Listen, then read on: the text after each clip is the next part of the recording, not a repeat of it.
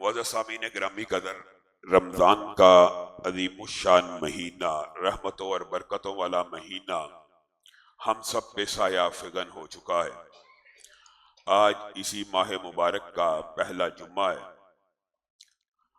رمضان کی بہت سی جزیات ہیں، ان میں سے روزہ ایک بہت بڑا جز ہے، لیکن کیا صرف روزہ رکھنا ہی رمضان کا اصل ہے؟ تو رمضان مجموع ہے اور جمع کرتا ہے بہت سی عبادات کو اپنے اندر، اور ان میں سے ایک بہت بڑی عبادت جو مسلمانوں کے اوپر فرض کی گئی ہے، ایک تو رمضان کے روزے فرض ہیں، یہ اراکین اسلام میں سے ہے۔ جس طرح نماز کا حکم ہے اسی طرح روزوں کا حکم ہے۔ یہ غامدی فکر کا ان کے ساتھ کوئی تعلق نہیں ہے کہ جب کوئی تھوڑی سی مشکل آئی، پریشانی آئی تو روزہ چھوڑ دینا، پیپر آئے تو روزہ چھوڑ دینا، اور ہلکی پھلکی بیماری آئی، نزلہ زکام تو روزہ چھوڑ دینا، جب دن چھوٹے ہو جائیں تب روزے کو رکھ لینا، مشکل وقت آ جائے، گرمیوں میں پورا سال ہی نہ رکھے، کسان بھی نہ رکھے، دہقان بھی نہ رکھے، جو کھیتی باڑی کر رہا ہے وہ بھی نہ رکھے، جب سردیاں آئیں روزے رکھ لیے جائیں۔ یہ اسلام کے اراکین کا مذاق اڑانا ہے۔ اسلام کے جتنے بھی اراکین ہیں وہ مسلمانوں کے اوپر اس طرح فرض ہیں کہ ان میں سے ایک کا انکار عقیدے کے اعتبار سے انسان کو دائرہ اسلام سے خارج کر دیتا ہے۔ بعین اسی طرح اسلام کا ایک اہم رکن زکوٰۃ بھی ہے، اور زکوٰۃ کا انکار اور زکوٰۃ کی فرضیت کو نہ ماننا اور زکوٰۃ کے بارے میں ہیلے بہانے کرنا اور زکوٰۃ کے مسائل سے جان بوجھ کے اعراض کرنا اور زکوٰۃ کے مسائل جو علماء بیان کرتے ہیں ان کے بارے میں اختلافات کی راہ نکال کر کہ فلاں عالم کا یہ فتویٰ ہے، یہ فتویٰ ہے، زکوٰۃ سے بچنا اور زکوٰۃ کو ادا نہ کرنا جو مسلمانوں کے اوپر فرض کیا اللہ رب العزت نے، یہ بھی اسلام کا انکار ہے، یہ بھی دین کا انکار ہے، یہ بھی شریعت کا انکار ہے۔ اور حقیقت بات یہ ہے، لوگ علماء کے بارے میں یہ باتیں کرتے ہیں، یہ مولوی بڑے سخت ہوتے ہیں۔ اللہ کی قسم یہ کسی مولوی کا فتویٰ نہیں ہے جو نماز کا انکار کرے، جو روزے کا انکار کرے، جو زکوٰۃ کا انکار کرے۔ مسلم ریاست کے اوپر فرض ہے کہ اس کو کافر ڈکلیئر کر کے، اس کو مرتد ڈکلیئر کر کے تحقیق کر دیا جائے۔ یہ مولویوں کا فتویٰ نہیں ہے، یہ صحابہ کا فتویٰ اور صحابہ کا اجماع ہے۔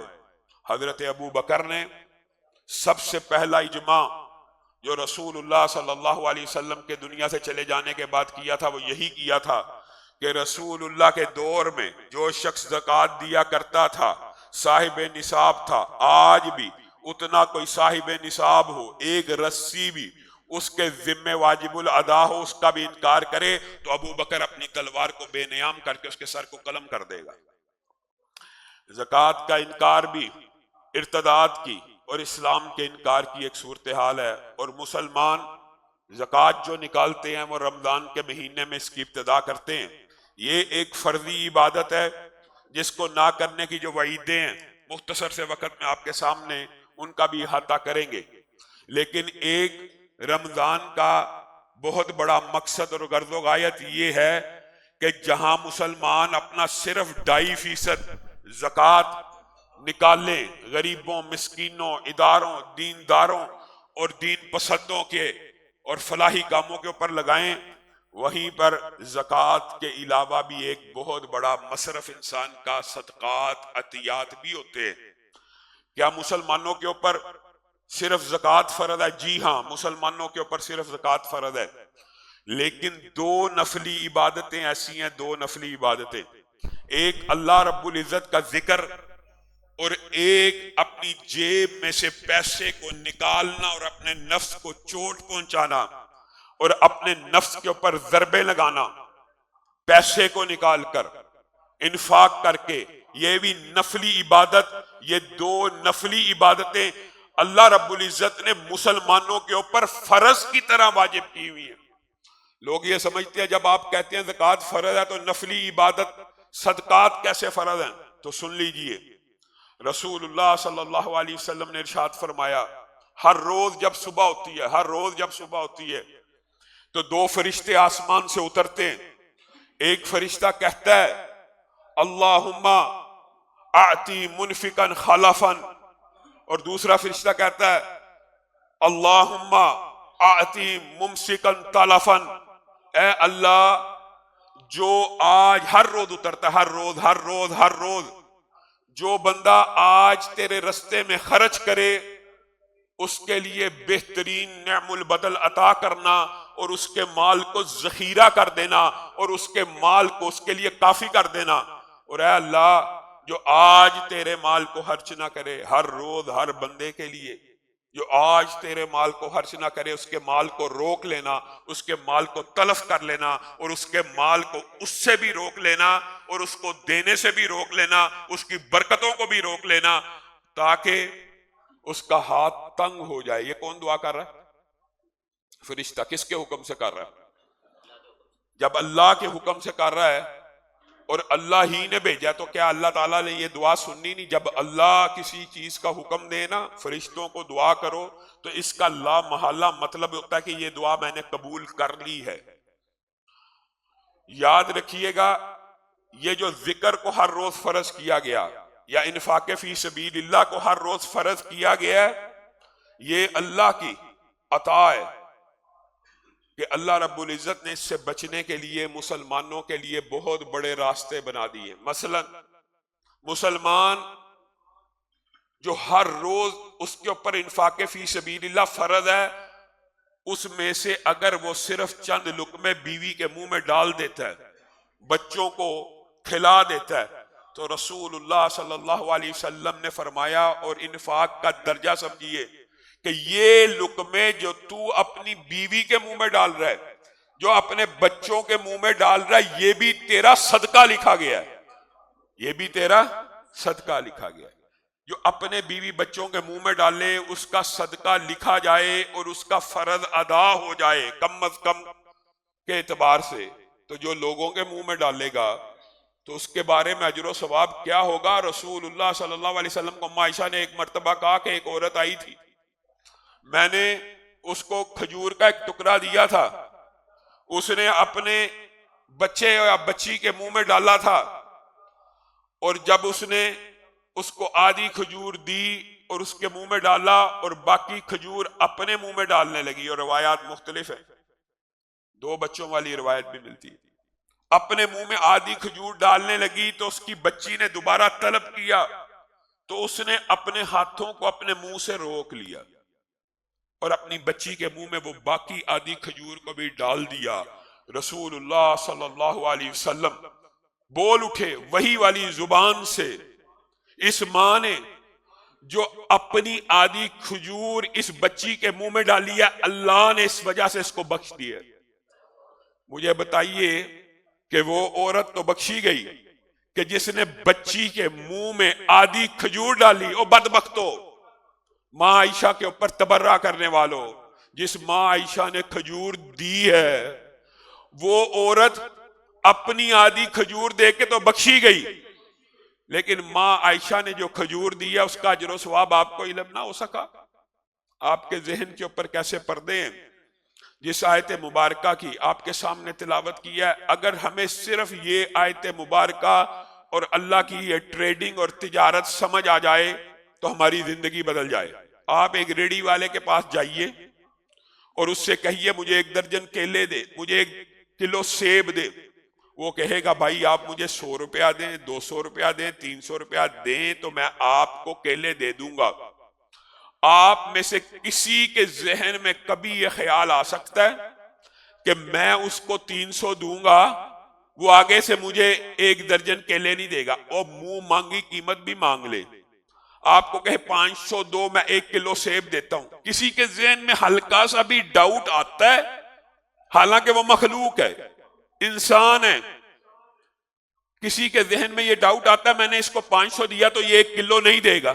آتا کسی کے دماغ میں؟ کسی بھی دکان پہ چلے جائیے، جو قیمت وہ طے کرتا ہے، مقرر کرتا ہے، اگر آپ اس کو وہ دے دے تو کسی کے ذہن میں یہ خیال نہیں آتا کہ یہ ہمیں چیز نہیں دے گا. وہ رب وَمَنْ أَصْدَقُ مِنَ اللَّهِ قِيلًا وَمَنْ أَصْدَقُ مِنَ اللَّهِ حَدِيثًا، جس سے زیادہ سچی بات کسی کی نہیں، وہ آپ سے ایک تجارت کر رہا ہے، ٹریڈنگ کر رہا ہے. مثل الذین ينفقون اموالهم فی سبیل اللہ کمثل حبہ انبتت سبع سنابل فی کل سنبلۃ مئۃ حبہ واللہ یضاعف لمن یشاء. اللہ کہتا ہے جو بندہ مجھے 1 روپیہ دے گا، ایک عام تاجر کی بات تو آپ کو اس کے اوپر تو یقین آ گیا، اللہ کی بات پہ یقین نہیں آیا کہ 1 روپیہ جو مجھے دے گا میں اس کو بڑھاؤں گا اس دانے کی طرح جس سے ایک کونپل پھوٹتی ہے اور کونپل پہ 7 بالیاں لگتی ہیں اور ان 7 بالیوں میں 100 دانے ہوتے ہیں. ایک مجھے دو، 700 بنا کے پلٹا دوں گا، 700 بنا کے پلٹا دوں گا. اللہ کی بات کے اوپر یقین نہیں ہے. اللہ کہہ رہا ہے واللہ یضاعف لمن یشاء، اور اس کی مرضی ہے کسی کا 1 روپیہ 1000 بن کے پلٹا دے، کسی کا 1 لاکھ بن کے پلٹا دے، کسی کا 19 لاکھ درہم بن کے پلٹا دے. وہ جانتا ہے نیتوں کو، وہ اعمال کو جانتا ہے کہ اس بندے نے مجھے 1 روپیہ دیا کس نیت پہ. اللہ تعالیٰ نے انفاق فی سبیل اللہ کی مثال ایک دانے اور 700 کے ساتھ ضرب کر کے ابتدا دی ہے، ابتدا کی ہے کہ جو بھی اللہ کے راستے میں 1 روپیہ خرچ کرے گا اللہ اس کو 700 دے گا. اگر اللہ کی بات کے اوپر یقین ہے، اعتماد ہے، اور اگر ہوتا تو اللہ کی قسم ہر بندہ صرف یہی دنیا میں تجارت کر رہا ہوتا. ہمیں کوئی 1 روپے کے عوض 2 روپے دے، کوئی 1 روپے کے عوض 3 روپے دے. بڑے تاجر حضرات بیٹھے، پراپرٹی کے کام کرنے والے بیٹھے ہیں، بزنس مین بیٹھے ہیں. بتائیے کوئی پراپرٹی ایسی ہو کہ پتا ہو 1 لاکھ کی خریدوں گا، چند دنوں کے بعد 2 لاکھ کی بک جائے گی، اس کو منافع بخش سودا کہتے ہیں کہ خسارے والا؟ نفع مند ہے نا. 1 روپے کے بدلے میں صرف ڈبل مل جائے تو آپ تیار ہیں. اللہ تعالیٰ کہتا ہے میرے ساتھ تجارت کرو، ایسی تجارت جس میں کوئی خسارہ نہیں ہے. 1 روپیہ دو میں 700 کر کے پلٹاؤں گا. لیکن اللہ کے اوپر اعتماد اور یقین نہیں ہے. رسول اللہ صلی اللہ علیہ وسلم قسمیں کھا کے اپنی امت کو کہہ رہے ہیں ما نقصت صدقۃ من مال، صدقہ مال کو کم نہیں کرتا، صدقہ مال کو کم نہیں کرتا. اس کی تفسیر بعض لوگ کہہ سکتے ہیں وہ 700 آخرت میں ملنا ہے، وہ 700 شاید اللہ تعالیٰ آخرت میں دے گا. جی ہاں آخرت میں بھی دے گا، لیکن رسول اللہ کی اس حدیث کو ملائیے تو پتا چلتا ہے اس 700 میں سے بعض کو، اس 700 میں سے بعض مطلب اس 700 کا بعض حصہ اللہ تعالیٰ دنیا میں بھی دے گا. کیوں؟ رسول اللہ صلی اللہ علیہ وسلم نے جب یہ بات کہی، ایک بندے کی جائیداد 1 لاکھ روپے، رسول اللہ کا فرمان سنا ما نقصت صدقۃ من مال، صدقہ مال کو کم نہیں کرتا. وہ 1 لاکھ روپیہ خرچ کر چکا ہے، 1 لاکھ کل جائیداد ہے، 1 لاکھ خرچ کر دیا. اب اس کے پاس بیلنس کیا رہا؟ تمہیں وہ بیلنس 0 نظر آ رہا ہے. رسول اللہ کی قسم، رسول اللہ کا قول اور فرمان ہے، اللہ کی قسم یہ صدقہ جو تو نے 1 لاکھ کیا ہے یہ تیرے مال کو کم نہیں کرے گا، تیرے پاس بڑھ کے ہی واپس آئے گا، واپس آئے گا. اگر رسول اللہ کی بات کے اوپر یقین اور اعتماد ہو، نکال کے دیکھ لیجئے وہ واپس لوٹ کے آئے گا. رسول اللہ کا وعدہ ہے کہ واپس آئے گا. انفق الیک، خرچ کیجئے تاکہ آپ کے اوپر اللہ رب العزت خرچ کرے. اور اسی لیے رسول اللہ صلی اللہ علیہ وسلم اپنے انتہائی غریب کہنا چاہیے، غریب کہتے ہوئے بھی صحابہ کو حیا آتی ہے، مالی طور پہ کمزور صحابی حضرت بلال کو کہتے ہیں انفق یا بلال، انفق یا بلال ولا تخشى من ذی العرش اقلالا. بلال دیکھیے انسان کی نیچرل ایک قدرتی فطرت ہوتی ہے، انسان جو مالدار ہوتا ہے اس کو کہتا ہے انفاق فی سبیل اللہ. ہم بھی اپنے دوست احباب بھائیوں کزنوں میں سے ان کو کہتے ہیں جو مالدار ہو کہ بھائی زکوٰۃ دو، پیسے. یہاں پہ رسول اللہ صلی اللہ علیہ وسلم اپنے سب سے غریب صحابی کو کہہ رہے ہیں بلال خرچ کر. بلال کے پاس بیچارے کے پاس کیا ہے جو خرچ کرے؟ بلال خرچ کر. اور جو آسمان والا ہے کبھی نہ سوچی کہ تجھے محتاج رہنے دے گا، وجہ خرچ کرے گا تو محتاجی سے بچ جائے گا۔ اسی لیے رسول اللہ صلی اللہ علیہ وسلم نے فرمایا جو صدقہ ہوتا ہے وہ اللہ کے غصے کو ٹھنڈا کر دیتا ہے، اللہ تعالیٰ کے جلال کو، اللہ تعالیٰ کے غصے کو ٹھنڈا کر دیتا ہے۔ صدقہ جہنم کی آگ کو ٹھنڈا کر دیتا ہے، صدقہ قبر کے عذاب کو ٹھنڈا کر دیتا ہے، صدقہ آنے والی مصیبتوں کو ٹال دیتا ہے، صدقہ بیماریوں کو دور کر دیتا ہے۔ یہ جتنے میں نے جملے کہے ہیں ان میں سے ہر ایک جملہ ایک عنوان ہے اور ایک ایک جمعے کا متقاضی ہے کہ صدقہ یہ کام کرتا کیسے ہے۔ رسول اللہ صلی اللہ علیہ وسلم کی بات سمجھ لیجئے، صرف مفہوم، جمعے کے اندر انسان طویل باتیں نہیں کر سکتا، مفہوم ہی سمجھا سکتا ہے۔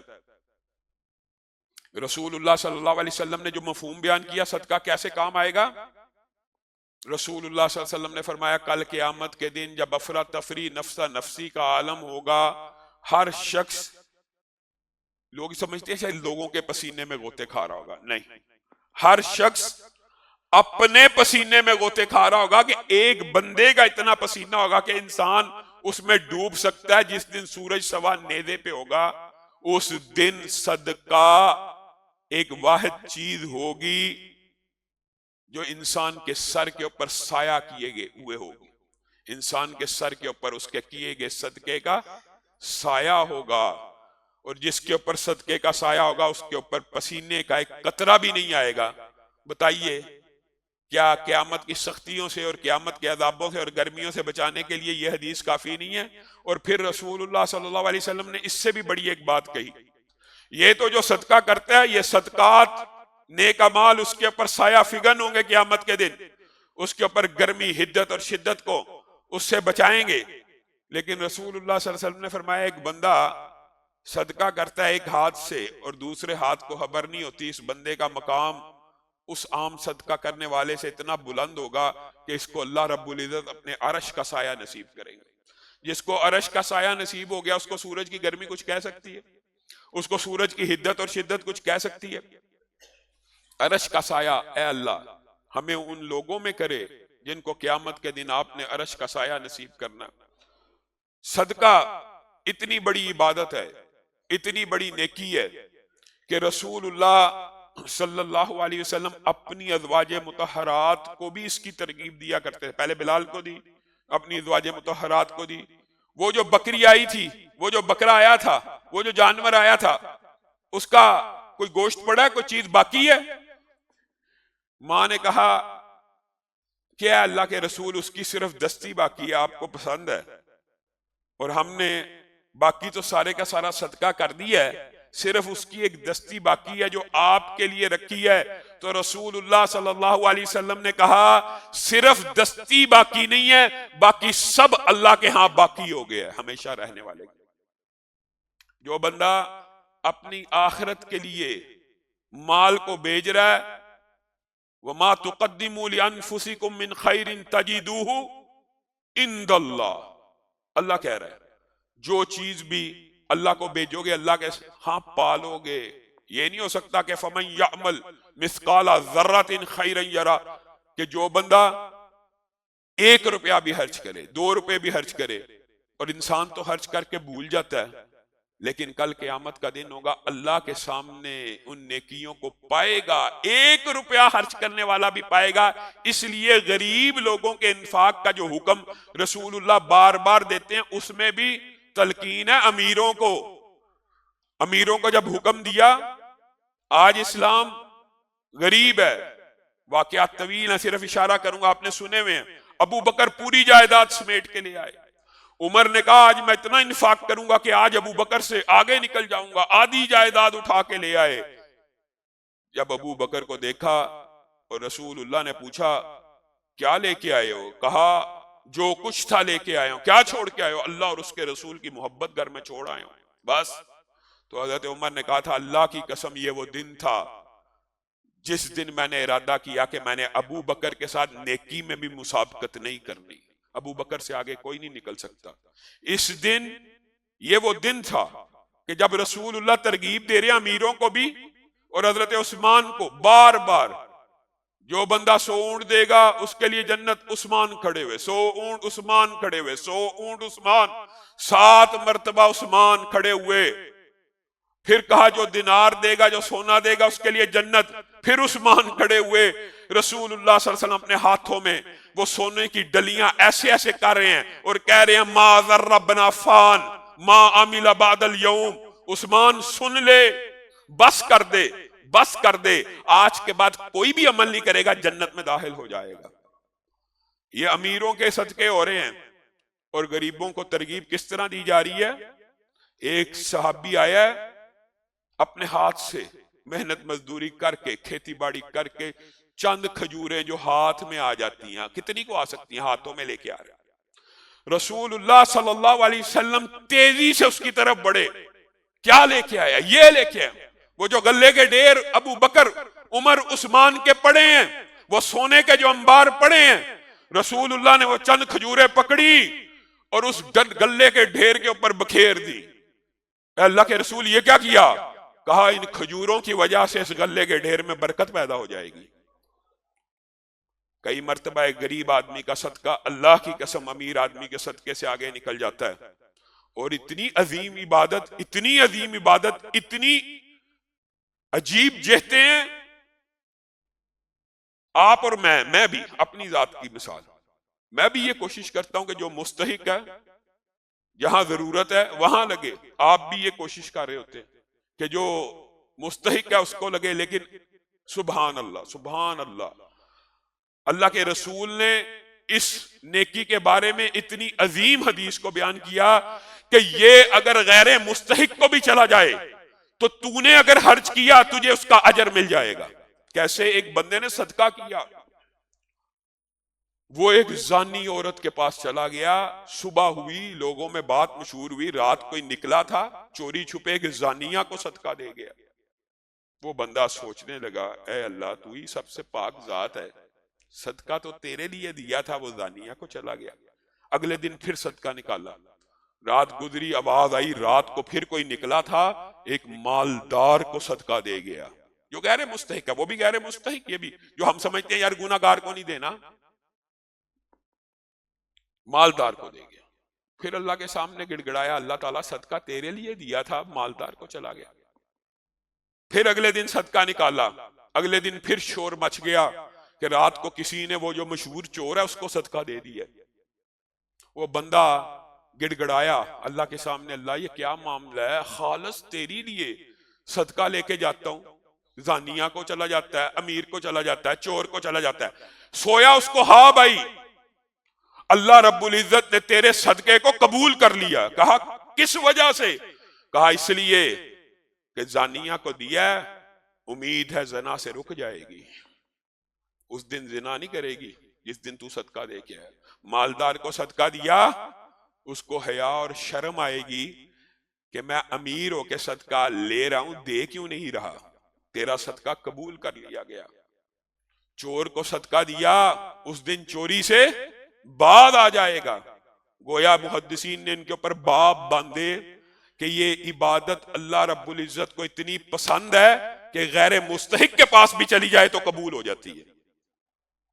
اور عبادات میں سے 2 عبادات جیسے میں نے کہا نفلی فرض ہیں، نفلی عبادات بھی ہر روز کرنی ہیں، ان میں یہ 2 عبادات سرم و علانیتاً کرنا بھی جائز ہے۔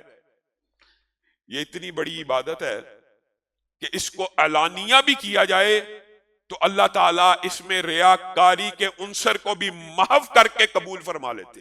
حالانکہ ایک انسان نماز پڑھے اور اپنی نماز کو عمدہ کرے، آراستہ اور پیراستہ کرے، کس کے لیے؟ ساتھ والے، صحیح حدیث ہے نا، ساتھ والے نمازی کے لیے، کہ میرا ساتھ والا بھائی مجھے دیکھ رہا، میں ذرا سجدہ تھوڑا طویل کر لوں، ذرا خشوع حضور کر لوں، لمبا کر لوں، تو اس کی یہ نماز ریاکاری میں ہے۔ لیکن ایک شخص اٹھے اور اپنی جیب میں سے پیسے نکال کر ہزاروں کے مجمع میں کہے یہ میں نے دین کے اس کام میں دیے ہیں، اللہ رب العزت اس کو قبول فرما لیتے ہیں۔ وجہ کہ اس کے دینے کی وجہ سے شاید کسی اور کے دل میں بھی ترغیب پیدا ہو۔ گویا یہ نیکیاں اعلانیہ کرنے والی بھی ہیں، سرن کرنے والی بھی ہیں، لیکن میرے بھائیوں سب سے اہم بات وہی ہے، یہ ایک بڑا لمبا چوڑا طویل باب ہے۔ شروع میں جو دیباچہ باندھا اس کی طرف آئیے. جو زکوٰۃ میں تو صدقے کی بات کر رہا ہوں، اور صدقے کے حوالے سے اس کا جو پہلا حصہ بیان کیا وہ فرضیت ہے زکوٰۃ کی، جو 2.5% ہے، جو تیرے میرے اوپر واجب ہے، ہر صورت ادا کرنی ہی کرنی ہے. اس کی طرف آنے سے قبل صرف وہ ایک واقعہ جو آپ نے سنا ہوا ہے اس کا اشارہ کرنا چاہتا ہوں کہ 2.5% اور جو 2.5 سے زیادہ دے اس کا آپس میں کیا میچ ہو سکتا ہے. حدیث ایک شخص نے آواز سنی، اس کی حدیقۃ فلان، اس نے دیکھا آواز کہاں سے آ رہی ہے تو پتا چلا آسمان پہ بادل کا ایک ٹکڑا ہے، اس بادل کے ٹکڑے میں سے یہ آواز آئی ہے کہ فلاں شخص کے باغ میں جا کے پانی برسا. حیران ہو گیا کہ یہ آواز آئی ہے واقعی بادل سے آئی ہے. بادل کے تعاقب میں چل پڑا، چلتا چلتا دیکھتا ہے ایک پتھریلی سی زمین ہے، وہاں پہ بادل نے جا کے پانی برسانا شروع کیا ہے. وہاں پہ برساتی نالے قسم کی نالیاں بنی ہوئی ہیں، ایک نالے میں پانی چلا ہے اور دور دراز ایک کسان کھڑا ہے جو ایسا ہی لگتا ہے جیسے بارش کا منتظر ہے، نالیاں اور کھالیاں بنا کے سینچ رہا ہے. بارش ہوئی، پانی گیا، وہ فوراً اپنے کھیت کو پانی لگا رہا ہے. وہ شخص اس کسان کے پاس چلا گیا اور جا کے کہنے لگا تیرا نام کیا ہے؟ کہا یہ نام ہے. کہا اللہ کی قسم میں نے بادلوں سے تیرے نام کو سنا اور مجھے یہ آواز آئی فلاں شخص کے باغ میں جا کے پانی برساؤ، مجھے بتاؤ ماجرا کیا ہے. وہ شخص کہنے لگا اب تو نے مجھ سے پوچھ لیا طویل واقعہ تو میں تجھے بیان کر دیتا ہوں کہ میں نے اپنی پوری لائف کا سکیجول اور شیڈول ایسا بنایا ہوا ہے کہ میں جو بھی کماتا ہوں اس کے 3 حصے کرتا ہوں.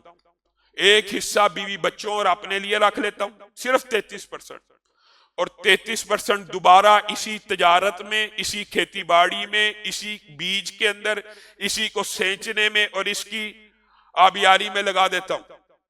اور جو تیسرا حصہ بچتا ہے وہ اللہ کی راہ میں خرچ کر دیتا ہوں. پھر ہوتا یہ ہے تو گرد و نواح کے دیکھ لے، مفہوم یہ ہے گرد و نواح کے کھیت دیکھ لے کیسے ہیں اور میرا کھیت دیکھ لے کیسا ہے.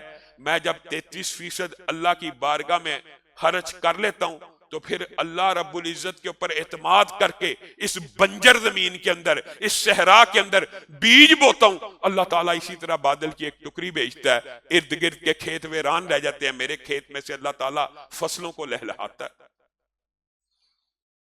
یہ 33% دینے والا ہے اور میں اور آپ 2.5% نہیں دے رہے.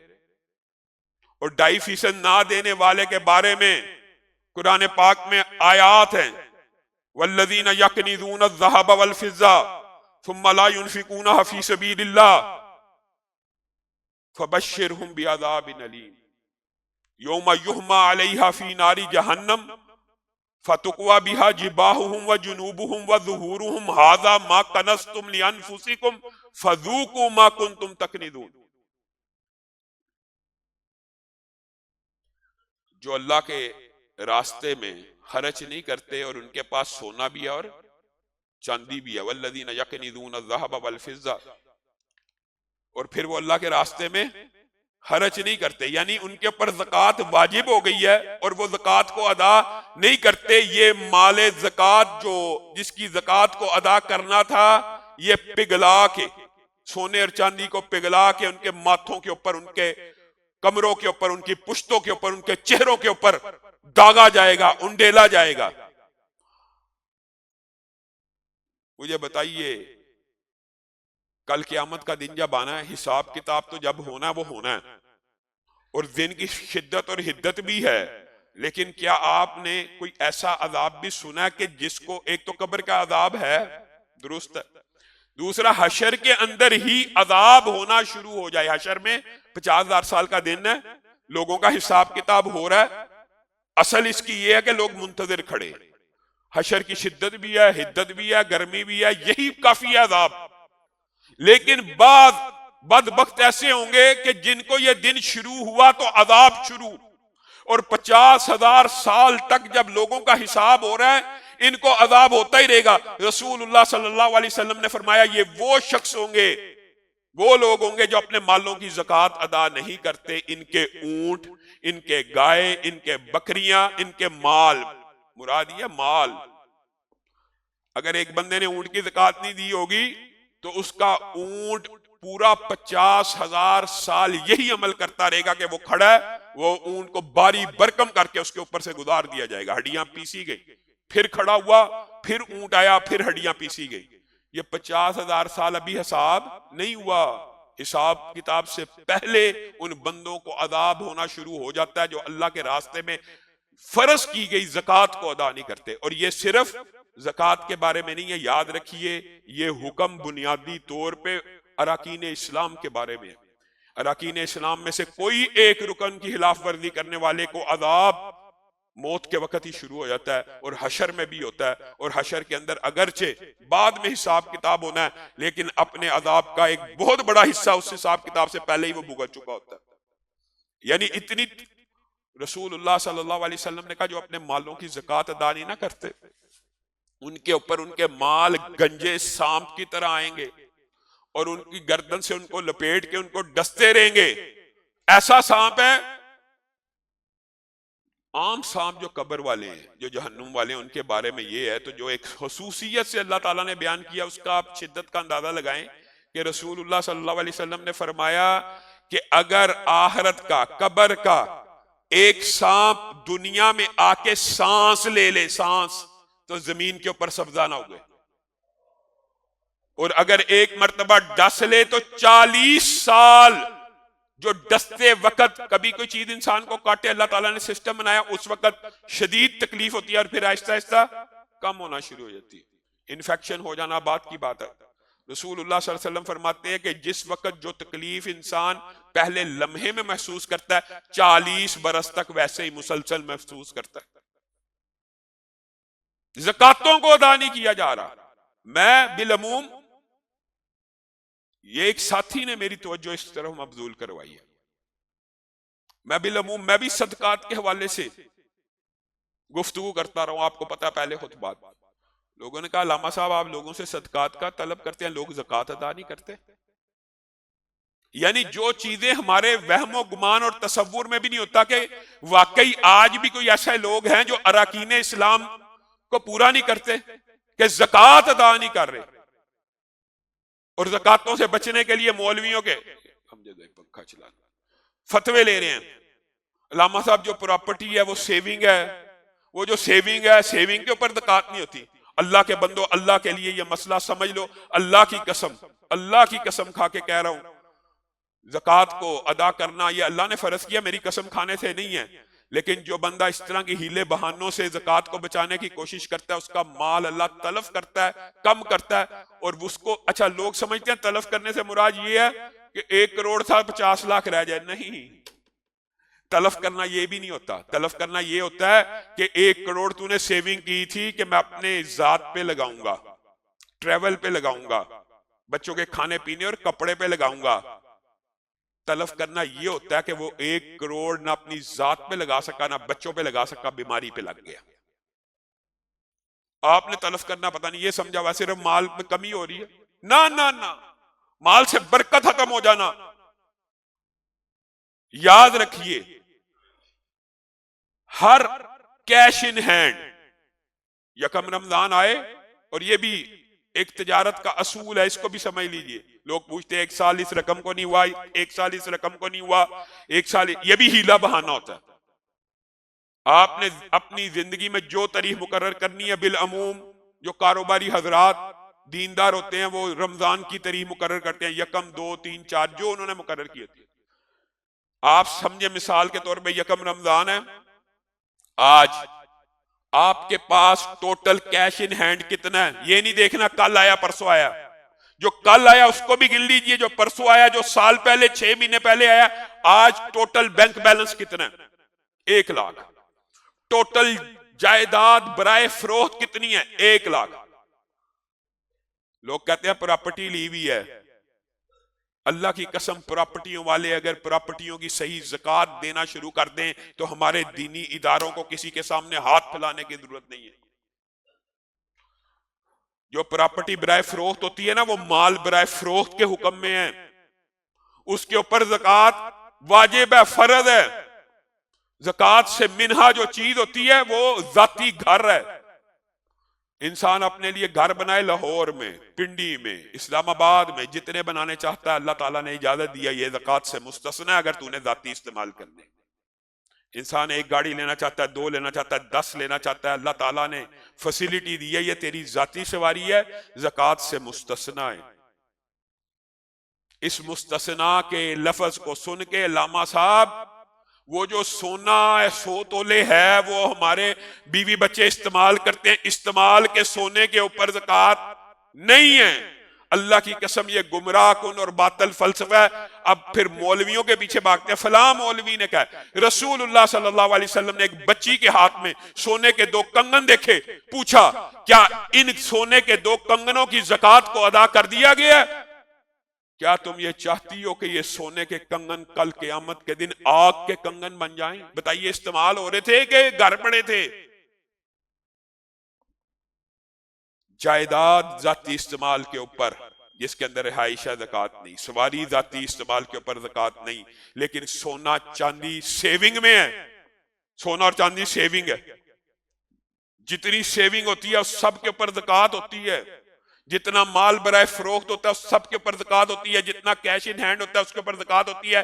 ایک دن پہلے بھی آیا، آج زکوٰۃ نکال دی، پورے سال کے لیے چھٹی مل گئی۔ ایک ہی سال گزارنا ہوتا ہے نا، ایک دفعہ تو کریں گے یہ، پھر اگلے سال تک جس یکم رمضان کو جو مال برائے فروخت، یہ نہیں کہ رمضان آ رہا ہے تو میں نے پراپرٹی خرید لی جی، پراپرٹی پہ فلاں مولوی کہتا ہے زکوٰۃ، وہ تیری سیونگ ہے اس کے اوپر بھی زکوٰۃ ہے، اور تو سمجھتا کہ 2.5% دینے سے اللہ تعالیٰ اس کو کم کر دے گا۔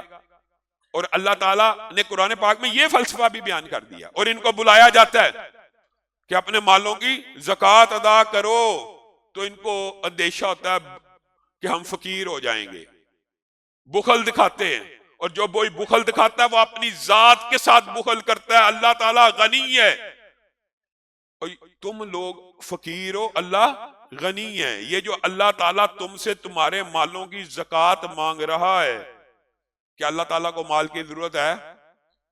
یہ آزمائش ہے۔ اللہ کے بندو، انسان نے پراپرٹی خریدی ہے، پلاٹ خریدا، کس کی زمین ہے؟ وَلِلَّهِ مِيرَاثُ السَّمَاوَاتِ۔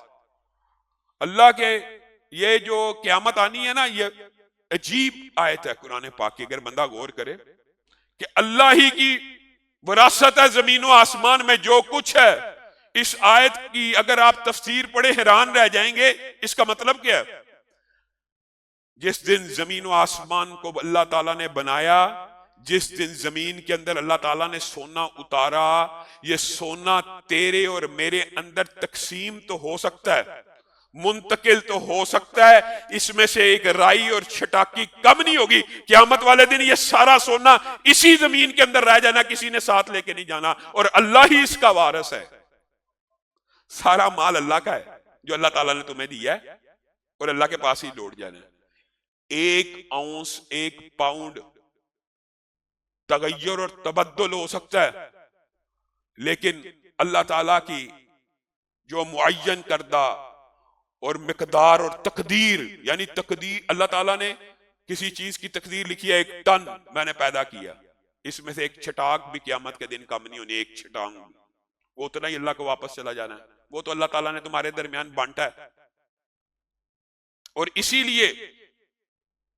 لیے قرآن پاک کی 2 آیات ایسی ہیں جو ایک دوسرے سے میچ بھی کرتی ہیں اور ہمیں اطلاع دیتی ہیں کہ یہ نیکی کتنی بڑی نیکی ہے اور اس کو کیوں بجا لانا چاہیے۔ وَأَنفِقُوا مِمَّا رَزَقْنَاكُم مِّن قَبْلِ أَن يَأْتِيَ أَحَدَكُمُ الْمَوْتُ فَيَقُولَ رَبِّ لَوْلَا أَخَّرْتَنِي إِلَىٰ أَجَلٍ قَرِيبٍ فَأَصَّدَّقَ وَأَكُن مِّنَ الصَّالِحِينَ۔ اے اللہ کے بندو، اس وقت خرچ کر لو جس وقت تک موت نہیں آئی، کیونکہ موت کی گھاٹی میں جس وقت اترو گے تو پہلی بات یہ کہو گے، اے اللہ ہمیں واپس لٹا دے، ہم صدقہ کر رہے ہیں۔ اسی لیے رسول اللہ صلی اللہ علیہ وسلم نے کہا تھا بہترین صدقہ وہ ہے جو تو اس وقت کرے جب تجھے ضرورت ہو، جب تجھے فقر کا اندیشہ ہو، جب تجھے اس پیسوں کی ضرورت ہو، اس وقت میں اگر تو صدقہ کرے گا تو یہ سب سے بہترین صدقہ ہے۔ گویا رسول اللہ صلی اللہ علیہ وسلم فرما رہے ہیں اپنی جوانی میں، اپنی طاقت میں، اپنی صحت میں، اپنی قوت میں، اپنے بہترین کاروبار کے وقت کے اندر صدقہ کرو تو یہ بہترین وقت ہے صدقہ کرنے کا. اور اسی حدیث کے اگلے ٹکڑے میں رسول اللہ نے کہا پھر یہ کیا بندے کو ہو جاتا ہے کہ جب بوڑھا ہو جاتا ہے اور موت کا وقت قریب آ جاتا ہے تو اللہ کی بارگاہ میں خرچ کرنا شروع کر دیتا ہے. پہلے موت کی آیت، پھر یہ حدیث. اور اس وقت خرچ کرنا اتنا فائدہ مند نہیں ہے جتنا جوانی کے وقت ہے. کیوں؟ اس وقت تیرا مال حقیقت میں تیرے وارثوں کا ہو چکا ہوتا ہے. اس وقت جب تو خرچہ کر رہا ہے تو اپنے وارثوں کے حق میں ڈاکہ ڈال رہا ہے. اس وقت اگر جا کے کر رہا ہے تو کیونکہ تیرے وارث امید لگا بیٹھے ہیں کہ میرا تو اتنی جائیداد میں حصہ ہے، میرا تو اتنا حصہ بن گیا. اس وقت خرچ کرنے سے بہتر ہے اس وقت خرچ کر جب تجھے یہ اندیشہ ہو کہ میں خرچ کروں گا تو میرا بل کیسے ادا ہوگا. یہ وقت ہے خرچ کرنے کا. میں خرچ کروں گا بچوں کی فیس کیسے ادا ہوگی. یہ وقت ہے خرچ کرنے کا. اللہ رب العزت جو کہا گیا، جو سنا گیا، اس کو سمجھنے کی توفیق عنایت فرما. ان الحمد للہ نحمده ونستعینه ونستغفره ونؤمن به ونتوکل علیہ ونعوذ باللہ من شرور انفسنا ومن سیئات اعمالنا من يهده الله فلا مضل له ومن يضلل فلا هادي له واشهد ان لا اله الا الله واشهد ان محمدا عبده ورسوله. اما بعد فان خير الحديث كتاب الله وخير الهدي هدي محمد صلى الله عليه وسلم وشر الامور محدثاتها وكل محدثة بدعة وكل بدعة ضلالة وكل ضلالة في النار. معزز سامعین گرامی قدر، ایک بڑے دکھ اور افسوس کی بات ہے کہ جب بھی بڑی عید آتی ہے یا رمضان المبارک آتا ہے، ان ایام سے پہلے 10 دن 15 دن آپ سوشل میڈیا کا مطالعہ کریں، ایک باقاعدہ کمپین چلائی جاتی ہے شاعر اللہ کے خلاف. رمضان آئے تو 10 دن یہ کمپین چلائی جاتی ہے، مسجد میں سیمنٹ کی بوری دینے سے بہتر ہے کہ بچی کو ایک چادر پہنا دی جائے، فلاں کرنے سے بہتر ہے یہ کر دیا جائے. جب قربانی آتی ہے، قربانی کرنے سے بہتر ہے باہر پانی کا ایک کولر لگوا دیا جائے. ہر کام کا ایک وقت ہوتا ہے اور یہ جان بوجھ کے دینی اداروں اور مدارس کے خلاف بقرعید سے پہلے اور رمضان سے پہلے ایک منظم کمپین اس لیے چلائی جاتی ہے کہ دین کے یہ جو ادارے ہیں یہ آپ لوگوں کے پیسوں سے چل رہے ہوتے ہیں، سب سے بڑے کنٹریبیوٹر آپ لوگ ہوتے ہیں.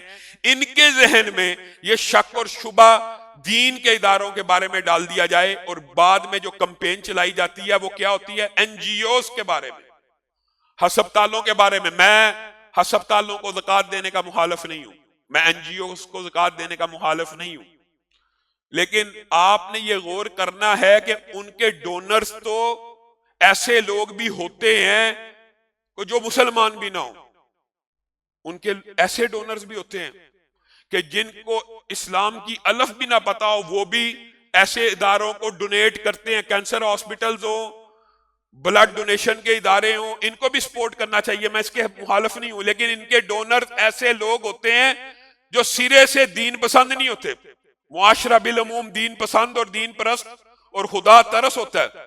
ان کے ذہن میں یہ اشکالات ڈالے جاتے ہیں. رمضان سے پہلے ایک منظم کمپین کی جاتی ہے، جی مولویوں نے یہ کیا، اداروں نے یہ کیا، اور یہ کمپین ہمیشہ رمضان سے 1 ماہ پہلے چلتی ہے اور ہمیشہ بقرعید سے 10 دن پہلے چلتی ہے تاکہ دین کے ادارے لوگوں کی زکوٰۃ، صدقات اور عطیات سے محروم رہ جائیں. میں آپ کے سامنے تحدیث نعمت کے طور پہ کچھ باتیں رکھنا چاہتا ہوں. دین کا کوئی بھی ادارہ ہو، صرف اپنے ادارے کی بات نہیں کرتا، اللہ کی قسم دین کے اداروں میں این جی اوز جیسی، ہسپتالوں جیسی کرپشن بھی نہیں ہوتی، نہ مینیجیریل اخراجات ہوتے ہیں. آپ این جی اوز کا مطالعہ کریں، آپ حیران رہ جائیں گے. جو چیئرمین ہے اس نے اپنی تنخواہ 5 لاکھ لگائی ہوئی ہے، جو اس کی بیوی ہے اس کی تنخواہ 3 لاکھ ہے، جو اس کا مینیجر ہے اس کی تنخواہ 2 لاکھ ہے. یہ بات بھی یاد رکھیے گا، زکوٰۃ کے مصارف میں سے ایک مصرف زکوٰۃ کو جمع کرنا ہے، لیکن 8 مصارف میں سے ہے بھائی، 8 میں سے. اس سے ایک بات اخذ ہوتی ہے کہ 12.5% سے زائد زکوٰۃ کلیکشن والا مینیجیریل اخراجات پہ بھی نہیں لگا سکتا. یہ قرآن سے ثابت ہے. کتنے مصارف ہیں زکوٰۃ کے؟ 8. 100 کو 8 پہ تقسیم کر دیا جائے کتنے پرسنٹ بنتا ہے؟ 12.5% سے زیادہ. جتنی بھی این جی اوز ہیں اگر ان میں سے کوئی بھی این جی او یہ عمل کرتی ہے کہ مینیجیریل اخراجات کلیکشن اور ڈسٹریبیوشن کے اخراجات 12.5% سے اوپر ہیں تو یہ بھی جائز اور درست نہیں ہے. کتنے ہونے چاہیے؟ 12.5% تک کی اجازت ہے. یہ اجتہادی طور کے اوپر یہ بات کہہ رہا ہوں. کسی کی واقعی اگر ضرورت واقعی ٹریول زیادہ ہو تو وہ 19-20 کی بات نہیں ہو رہی ہے. ایک جنرل آپ کے سامنے مقدمہ پیش کر رہا ہوں. اور جو مساجد اور دین کے ادارے ہوتے ہیں ان میں کوئی مینیجیریل اخراجات نہیں ہوتے, ان میں کوئی ہڈن تنخواہیں نہیں ہوتے ہیں, ان میں زکوٰۃ کلیکشن والوں کی اپنا 1 روپیہ نہیں ہوتا. یہ ہوتا ہے کہ قاری کو اچھی تنخواہ مل جائے گی, استادوں کو اچھی تنخواہ مل جائے گی, بچوں کو اچھی سہولیات مل جائیں گی. یہ دین کا ادارہ تحدیث نعمت کے طور پہ آپ کے سامنے 8-9 برس کے اندر ایک کنال اس حال سے ہم نے شروع کیا. اسی حال کے اندر عورتوں کا حال بھی ہوا کرتا تھا. اس آگے والے حال مردوں کے اندر عورتوں کا ایک حال یہ ڈبہ ہوا کرتا تھا. 8 سال آج بیت چکے. اللہ کے فضل و کرم سے یہ مرکز 10 کنال سے زائد رقبے کے اوپر تعمیر ہو چکا ہے. 8-9 سال کے اندر آپ لوگوں کے کنٹریبیوشن سے. یہ بات بھی شرح صدر سے کہتا ہوں. بعض لوگ یہ کہتے ہیں یار علامہ صاحب نو کی پیسے آنے کی ضرورت ہے, علامہ صاحب نو ڈونیشن کی ضرورت ہے. ایک بندہ کہتا ہے یہ 12 بھی پیسے آ رہے ہیں. اللہ کے فضل و رحمت سے اس ادارے میں 1 روپیہ 1 ٹیڈی پیسہ بھی باہر کی کسی حکومت کا نہیں ہے اور باہر کے کسی ملک کی امداد کا نہیں ہے. یہ میرے آپ کے رفقا دوستوں ساتھیوں کی محنت اور کنٹریبیوشن ہے. لوگ کہتے ہیں ہو ہی نہیں سکتا. یہ ہم نے کر کے دکھایا ہے. 8 سال کے اندر اندر اس مرکز کا کورڈ ایریا اللہ کے فضل و رحمت سے 1 لاکھ سکوائر فٹ سے زیادہ بڑھ چکا ہے. 10 کنال سے زائد کی جگہ. آج ہم خود سوچتے ہیں کبھی بیٹھ کے تو ہمیں یقین نہیں آتا. اللہ تعالیٰ کی یہ برکت ہے اور یہ اللہ کے فضل و کرم سے آپ جیسے احباب کے تعاون سے, ہمارے خاندان ہماری اپنی زکاتوں سے اور آپ احباب کی زکاتوں سے, آپ احباب کے صدقات عطیات سے اللہ تعالیٰ نے آج اس مرکز کو پوری دنیا میں پذیرائی دی ہے. پوری دنیا کے اندر یہاں پہ 1000 بندے کا آپ کے سامنے سحر و افطار کا انتظام ہوتا ہے. آپ لوگ کر رہے ہیں, میں نہیں کر رہا. آپ احباب کے تعاون سے ہوتا ہے. ہم اچھا میرا ذاتی ادارہ تو لا محالہ میری زکات میرے خاندان والوں کی زکات کا بڑا حصہ مجھے تو ملے گا, لیکن یہ بھی اس ادارے کے اوپر احسان نہیں ہے, اللہ کے ساتھ تجارت ہے. آج خوشی کی ایک خبر آپ کو بتاتا ہوں. کل پہلی تراویح, پرسوں پہلی تراویح ہوئی, کل دوسری تراویح ہوئی. خواتین کی جو انچارج ہے انہوں نے کہا علامہ صاحب آج دوسرا دن ہے, عورتوں کی جو 600 عورتوں کی گنجائش ختم ہو چکی ہے, ایک عورت بھی مزید نہیں آ سکتی. آج ہمیں ان کے جمعے کے لیے ٹینٹ لگا کے باہر انتظام کرنا پڑا مسجد کا. یہ 4 منزلہ, 1 کنال ہے 4 منزلہ, اصل میں 4 کنال بنتا ہے. آج یہ جگہ تنگ پڑ چکی ہے. مردوں کے لیے آپ لوگوں نے کنٹریبیوشن کیا. پچھلے سال بھی میں نے یہ اپیل کی تھی کہ کوئی شخص اٹھے, ایک شخص یہ عورتوں کا پلاٹ لے کے دے سکتا ہے, اور اس سے پچھلے سال بھی کہا تھا. تب سستا تھا, آج مہنگا ہوتے ہوتے آج ہو سکتا ہے 3 کروڑ کا ہو گیا ہو. ایک بندہ چاہے لے کے دے سکتا ہے. اور اس وقت ضرورت ہے خواتین باہر بیٹھ کے جمعہ کو ادا کر رہی ہیں, وہ ایک 7 والا پلاٹ مل جائے.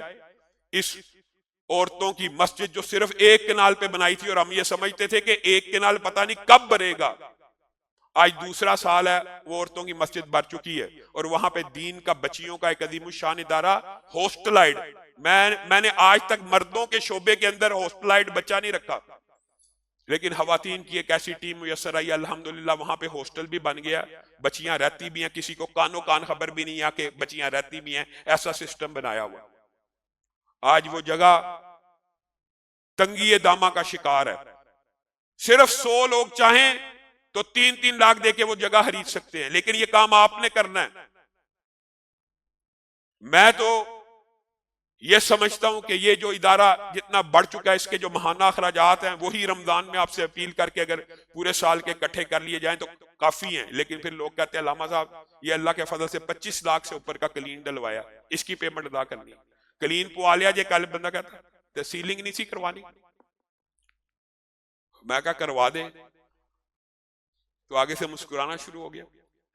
1 لاکھ مربع فٹ، 1 لاکھ سکوئر فٹ ہے، تو اگر سیلنگ کرانا ہو، چلو اوپر بچوں کے کمرے یا ہاسٹل کے کمرے نکال دیے جائیں تو 50,000 سکوئر فٹ کی سیلنگ کا خرچہ آپ بتائیں، یہ اخراجات کہاں سے آنے ہیں؟ اس لیے آپ تمام احباب سے میں یہ اپیل کرتا ہوں کہ اپنے زکوٰۃ، صدقات، عطیات کے اندر دین کے اداروں کو، صرف میرے اداروں کو نہیں، دین کے اداروں کو ترجیح دیجئے، جس کے خلاف ایک منظم مافیا پراپوگنڈا کرتا رہتا ہے، پورا سال بھی کرتا ہے، اور جب رمضان آتا ہے آپ نے دیکھا ہوگا مولویوں کے اوپر اس طرح کے الزامات لگنا شروع ہوتے ہیں، مساجد کے خلاف، مدارس کے خلاف یہ کمپین کی جاتی ہے، حالانکہ اللہ کی قسم یہ اتنی بڑی عبادت ہے، اتنی بڑی عبادت ہے، من بنا للہ مسجدن، اللہ تعالیٰ کے رسول نے کہا ہے جو مسجد بنائے اللہ تعالیٰ جنت میں گھر بناتا ہے، تو لوگوں کے دل میں خیال آیا پوری مسجد کون بنا سکتا ہے؟ تو رسول اللہ صلی اللہ علیہ وسلم نے کہا ایک گھونسلے جتنی جگہ، ایک گھونسلہ کتنے کا؟ گھونسلہ چیل کا یا بڑے پرندوں کا بڑا ہوتا ہے، تو چڑیا کا کتنا ہوتا ہے؟ سب سے چھوٹا گھونسلہ بھی اس گھونسلے میں شامل ہے کہ نہیں؟ ایک گھونسلے جتنی جگہ جو مسجد کو دے گا اللہ جنت میں اس کا بھی گھر بنا دے گا۔ اور پھر اسی پہ بس نہ کیا، کہا ایک انڈے کے برابر، شتر مرغ کا انڈا تو بڑا ہے، تو چڑیا کا انڈا کتنا کو ہوتا ہے؟ ایک انڈے جتنی جگہ بھی جو مسجد میں ڈالے گا اللہ تعالیٰ جنت میں اس کا گھر بنا دے گا۔ اور جنت میں گھر بنانا چاہتے ہو کہ نہیں؟ یہ رمضان کا مہینہ تو آیا ہی جنت میں جانے کے لیے، تو اللہ کے راستے میں خرچ کرنے سے نہ مال کم ہوتا ہے، اس میں اضافہ ہوتا ہے۔ آپ تمام احباب دین کے ان اداروں کے ساتھ بھرپور تعاون کیجیے، اپنے زکوٰۃ کو، صدقات کو، عطیات کو اس ادارے کو دیجیے اور آگے بڑھیے، اور اس چیز کا فیصلہ کیجیے جیسے ہم نے اللہ کے فضل و رحمت سے اس مرکز کو 10 کنال رقبے میں کیا، اور میری تو دعا ہے اللہ تعالیٰ وہ جو اگلا 11 کنال کا ٹکڑا وہ بھی اسی ادارے کے اندر شامل فرمائے۔ اگر ہم آمین کہہ دیں گے تو اللہ تعالیٰ ہو سکتا ہے کسی کی آمین قبول کر دے، اور وہ جو سامنے کنال کا پلاٹ ہے آپ احباب تگو دو کریں، محنت کریں اور حوصلہ دیں، تو اللہ کے فضل و رحمت سے ہم اس کے لیے انشاءاللہ بیانے کا انتظام کر لیں گے۔ سبحان ربک رب العزت عما یصفون وسلام علی المرسلین والحمد للہ رب العالمین۔